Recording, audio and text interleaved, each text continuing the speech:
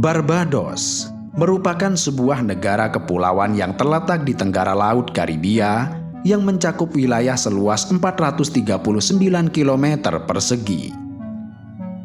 Kendati memiliki luas wilayah terbilang kecil, tetapi negara ini menjadi saksi bisu atas periode kelam dalam sejarah manusia yang dipenuhi dengan ketegangan yang mengerikan, terutama terkait dengan perdagangan budak.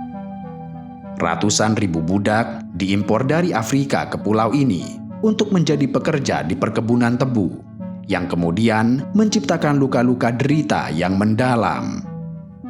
Bahkan, langkah yang bersejarah baru saja terjadi pada tahun 2021, di mana Barbados dengan penuh keberanian membebaskan diri dari sistem monarki Inggris, membuat deklarasi sebagai negara republik yang merdeka, dan menetapkan Robin Rihanna Fenty atau yang lebih dikenal dengan Rihanna sebagai pahlawan nasional.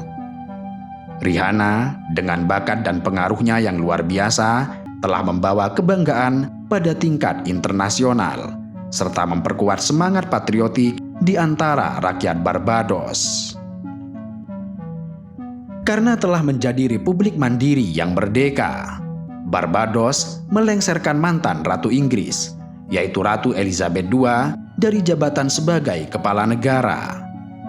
Sementara itu, pihak Inggris sendiri telah mengakui kekejaman yang mengerikan dari perbudakan yang dialami oleh rakyat Barbados pada masa penjajahan. Karena itu, keputusan untuk menjadi republik baru adalah langkah yang diambil oleh pemerintah dan parlemen Barbados sebagai proses pemulihan dari luka masa lalu. Di tengah keheningan malam yang hanya diterangi cahaya bulan, jembatan Chamberlain menjadi saksi bisu atas sebuah momen bersejarah.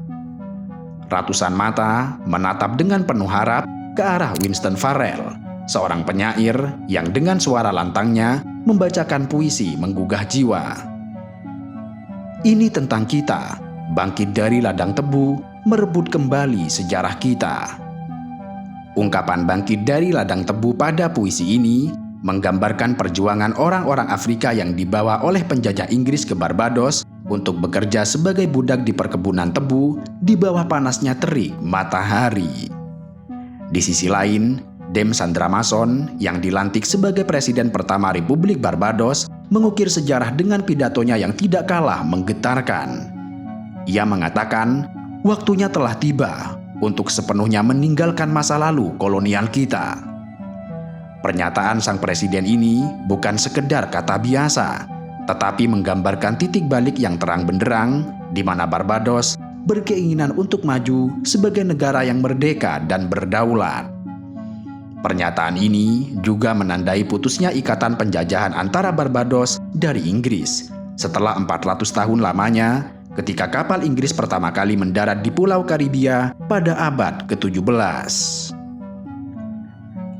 Secara historis, sebelum kedatangan penjajah Eropa, Pulau Barbados dihuni oleh suku-suku asli, termasuk suku Arawak serta suku Karib.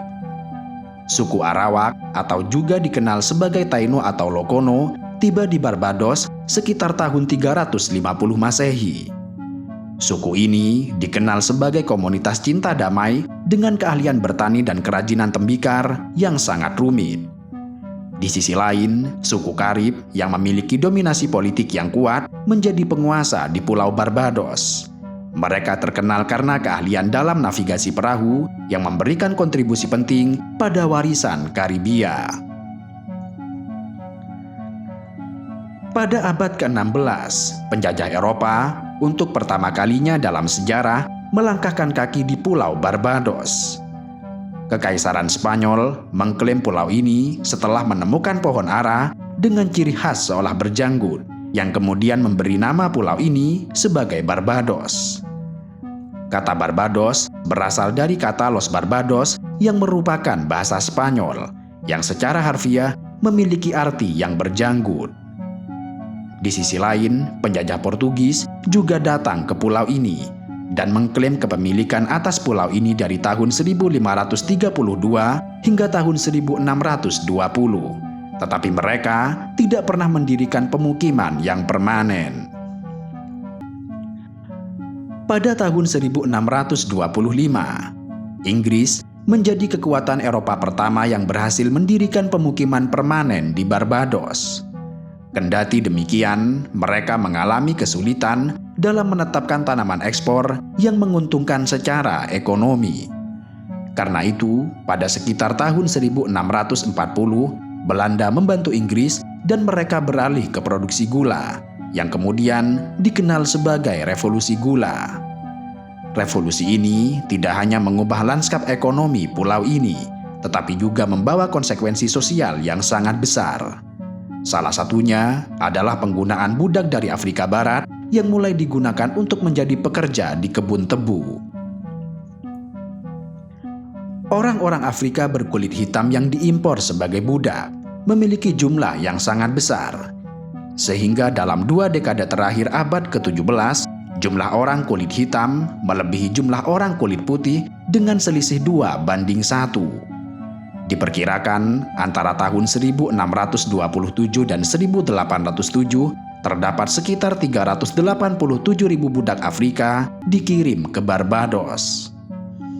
Dan karena begitu banyaknya budak yang diimpor dari Afrika, Barbados dikenal sebagai tempat kelahiran masyarakat budak Inggris yang pertama. Para elit penguasa Inggris memperoleh kekayaan yang sangat besar dari gula yang diproduksi oleh tenaga kerja budak yang dianggap dapat dibuang.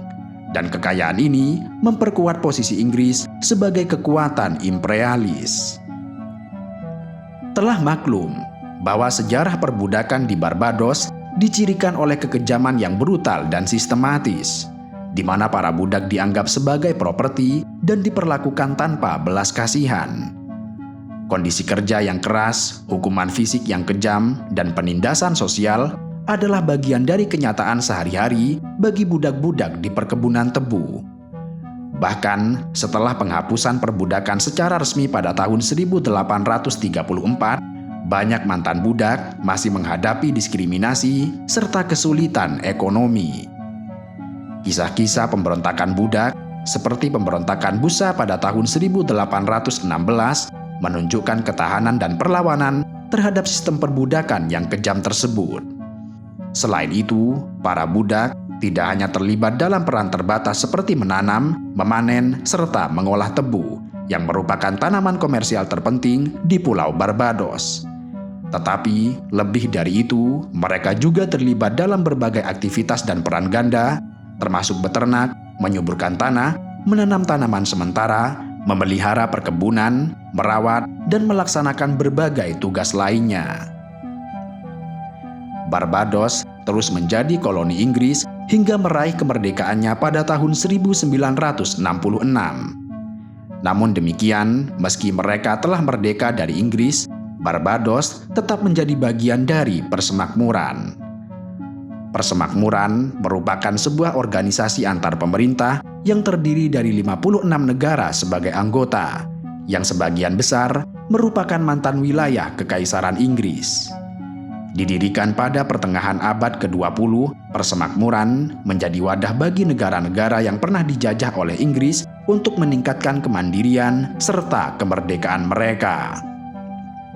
Namun, pada tahun 2021, Barbados mengambil langkah lebih lanjut dengan menjadi republik, yang berarti mereka menghapus Ratu Elizabeth II sebagai kepala negara dan menggantikannya dengan presiden mereka sendiri. Namun demikian, meskipun menjadi republik yang mandiri, Barbados tetap menjadi anggota Persemakmuran, yang merupakan simbol kerjasama dan hubungan sejarah yang berkelanjutan dengan negara-negara lain yang memiliki latar belakang yang serupa. Populasi Barbados yang kini berjumlah sekitar 281.000 orang adalah keturunan dari budak-budak Afrika. Dari tahun 2010 menunjukkan bahwa sebanyak 92,4% populasi Barbados memiliki kulit hitam, sementara 3,1% merupakan individu multiras.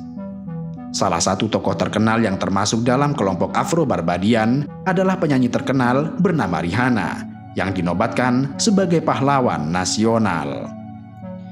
Dan karena dijajah oleh Inggris, Barbados mendapat julukan sebagai Little England atau Inggris Kecil.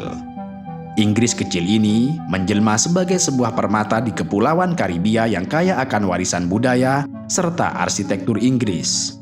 Sejak kapal-kapal Inggris pertama kali mendarat di pantainya hampir 4 abad yang lalu, pulau ini telah memelihara dan mempertahankan ikatan kolonial yang mendalam dengan Inggris.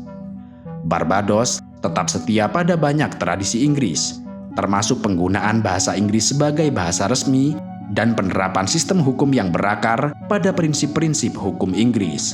Meskipun telah merdeka sejak tahun 1966 dan telah berubah menjadi republik pada tahun 2021. Dengan demikian, julukan Inggris kecil bukan hanya mengacu pada pengaruh budaya yang masih terasa hingga saat ini, tetapi juga pada kebanggaan dan penghormatan terhadap warisan kolonial yang telah membentuk identitas nasional bagi Barbados.